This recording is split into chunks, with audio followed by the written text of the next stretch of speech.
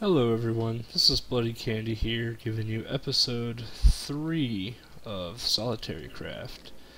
I left off last episode with the mining building not quite done yet. Maybe the floor was done, but the second floor wasn't done. Didn't even start a garden yet. So let's go take a look at what we've done over the weekend. I did take a little bit of a break Thursday and Friday. Didn't want to get burnt out. But we did finish our mining shaft building entry place. The ceiling is clouds, crystals, and some moss stone. The elevators, I don't remember if I said this or not in my last episode, but you don't want to go more than 20 blocks, so I keep it around 15, 18 to be safe. With that said, I have about 3 elevators in line with each other to get down to the bottom of my shaft. Here, zombie behind that wall. Here, I've done a decent amount of strip mining. I started a couple new veins here that I'll finish up sometime this week. Yeah, that's about all down here. Nothing too exciting happened in there. The other elevator doesn't work yet. I haven't set it up. I'm not in a huge hurry. I did set up a extension to my building now. Looks like a garage kinda place. Pretty dark, no light.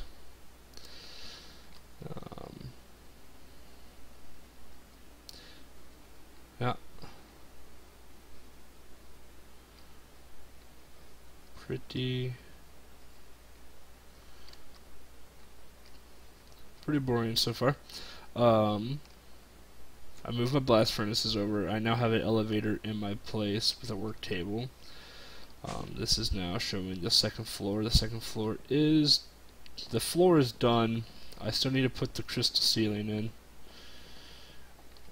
And now we have a start to our garden. Looks like our carrots need to be harvested.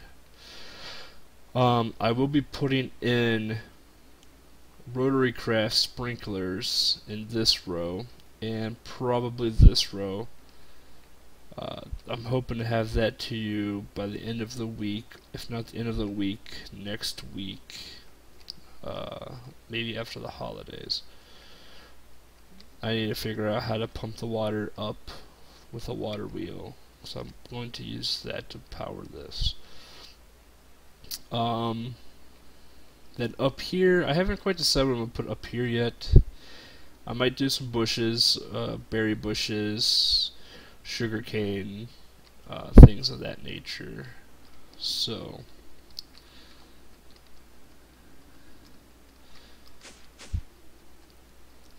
and we now have blast furnaces that are specific for the HSLA steel used to make those sprinklers and other rotary craft type things.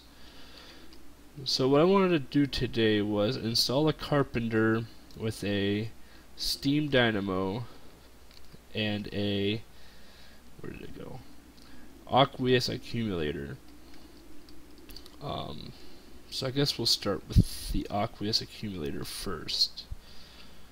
I'm going to make this work, you need a 3x3 square on the ground. So we'll just make one here.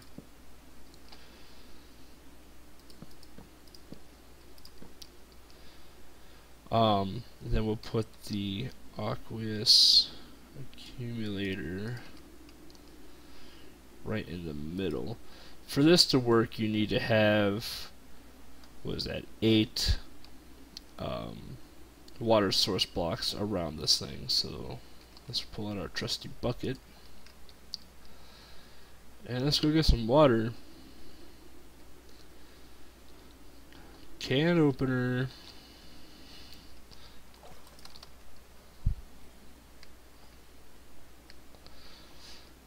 And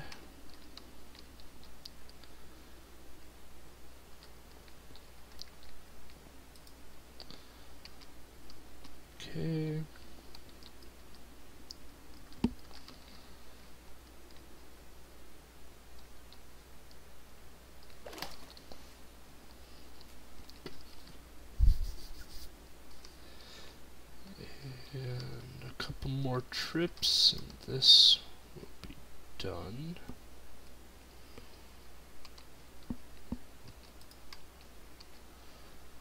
Two more trips.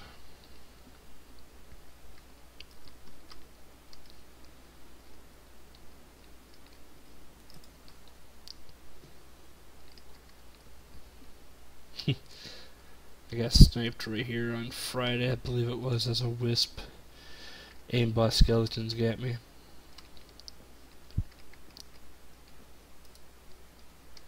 One more bucket.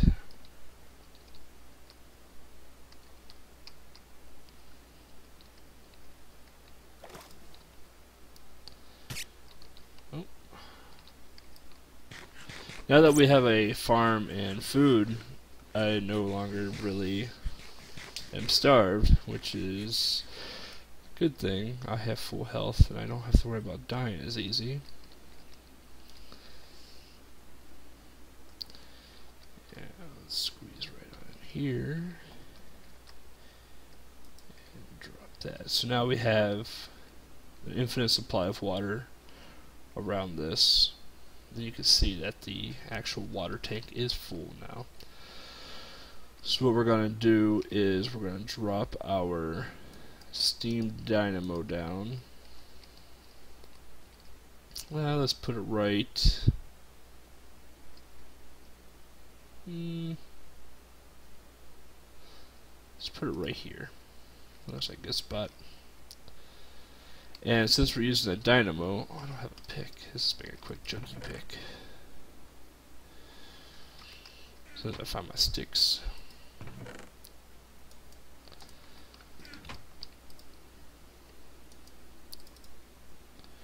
Cobble, cobble, cobble. There you are. Oops, that's not a pick, that's a shovel. There we go. And let's break this block out. And since we're using a dynamo, we're going to be using,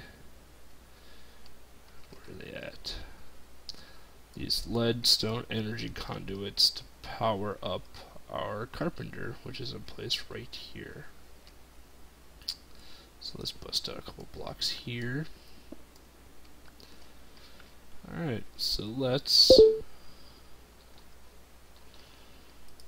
power this baby up, and you can see as soon as you lay down the first thing, it has like a coupler that connects it right to the machine itself. So let's take this all the way to the steam dynamo.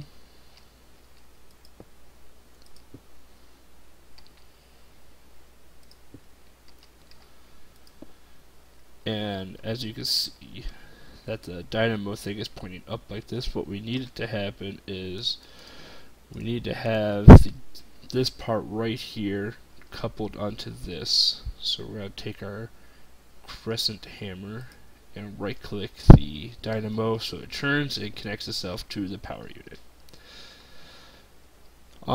With the steam dynamo, obviously you need water and you need some sort of solid fuel source. I've been using coal coke and coal to power this. The water will be filled here momentarily using this Aqueous Accumulator, which we'll be talking about right now. So there's two types of Fluiducts you can use for this accumulator. You can use this opaque one, which doesn't show any of the liquid going through it, just shows this ambery kind of pipe. I don't like that one all too terribly much. So let's just get that out of here. I like to be able to see what's going through my pipes. That way, if I do have some sort of issues, with liquid flow, if I'm, moving water around places and for some reason it's not getting somewhere, I can see maybe if there's a bottleneck going on with my pipe system. So I use the one that's the Fluiduct, which doesn't show any. It's just a clear pipe. So we're going to take this and we're going to connect it right to that. So you can see the water start flowing through the pipe already.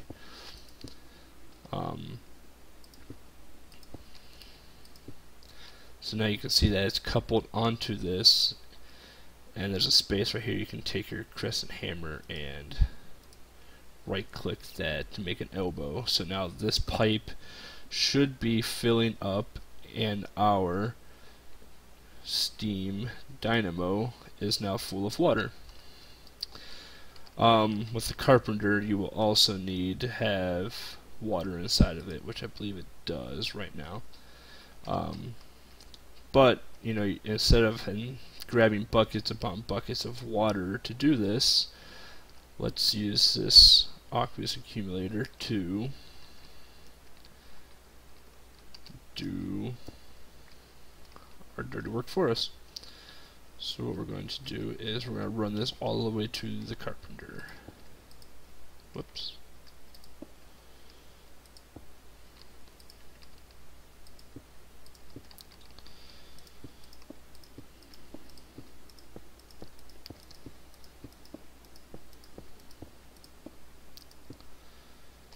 And pull out the pick. Takes a little bit to break, so I'm flying right now. And let's break this one because I don't want to run all the way back around. Okay. And then we'll pull this in. And it should couple itself. Yep, and it couples itself right on top of the Carpenter. But you see there's no water coming through here because towards our steam dynamo here, it shows a disconnection. We'll just right click that end right there to connect it, and now we got water flowing to our Carpenter.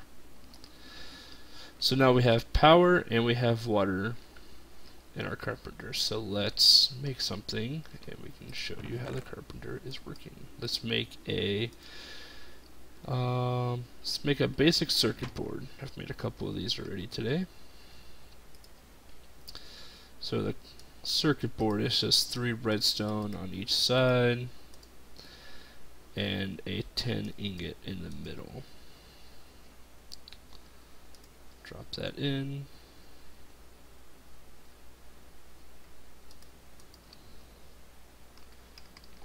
And I need to put fuel into the steam generator. Forgot to do that. So let's throw the coal coke into there. And you'll see the steam start building up, and you'll see the RFs build up. If you click this tab, you can see the power output, the maximum output, and how much RFs I have stored, which I don't have any stored right now. So now if we go back to our Carpenter, the circuit board should actually be done. Yeah. So now we have 3 circuit boards. The Carpenter, the way it works, if you're not familiar with it, is that you make the recipe here, but you store your items right here. So once you've made the recipe, you just put the item right back into there, put your tin ore there, and put your tin ore here, because then it shows the recipe pattern of what it's going to make. What it's going to make will be right here. Once it's processing, your finished product will be right here. So now let's patch up these holes to make it look somewhat presentable.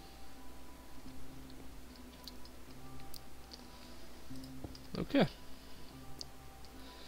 So there we have some very basic power to help us hopefully progress a little bit further for this week. I do want to talk about a little bit about these blast furnaces here. Since these are the rotary craft blast furnaces, they take 3 types of fuel. You need to have a lava source block below each one.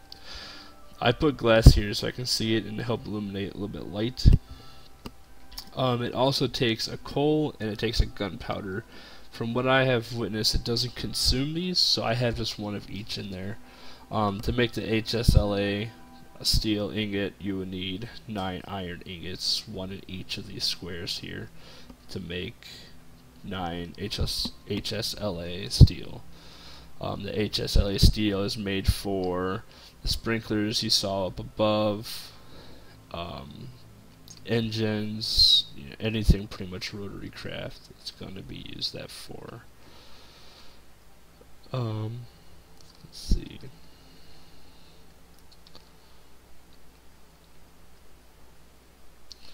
Up here we are about done. I need to finish this row of dirt and throw some water through these.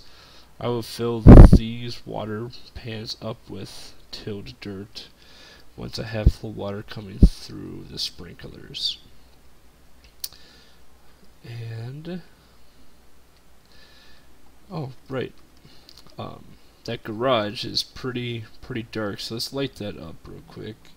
What I'm going to do is probably light this area up a little bit so we can see that there is a machine in here, that it is doing something. And I hate jumping, so let's throw some steps into here. Let's put a corner one in. Yeah, that's good. That's money right there. Why not? Fill in the hole.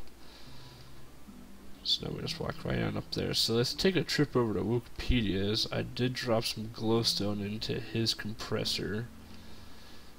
So since I do not have a compressor, and the only way to make glowstone blocks is to compress glowstone dust. This is Commander Crayon's base, but it has portals to Wooks. So let's hop on over here, and it looks like I got 10 glowstone blocks ready, which is perfect, because I think we'll need about 8. So let's hop on out of here.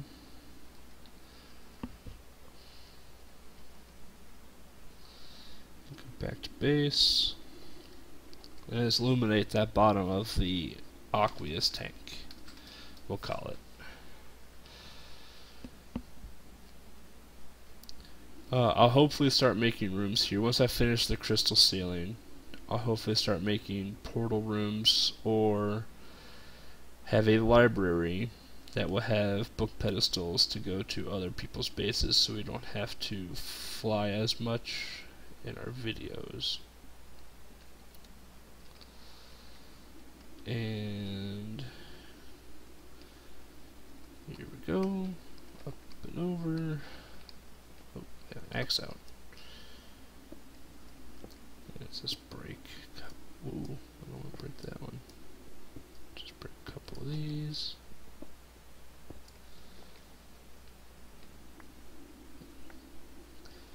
Collect the blocks.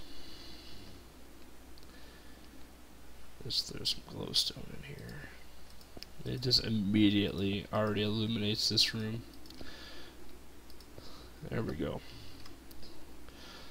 So now if it would become nighttime, which we can do here real quick. Oops. So now that it's nighttime, if you remember seeing this earlier, that this room was pretty much pitch black. Now we've got about half the room illuminated with just this glowstone under the water.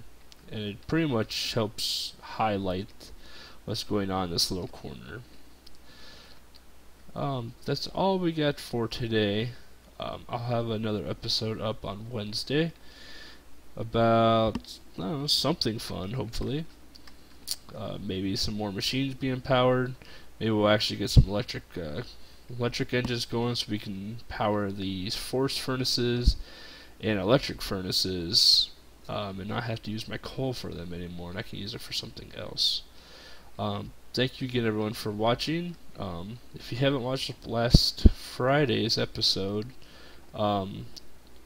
please click the link below in the comments, and I'll have an annotation created for it so you can go back and check it out.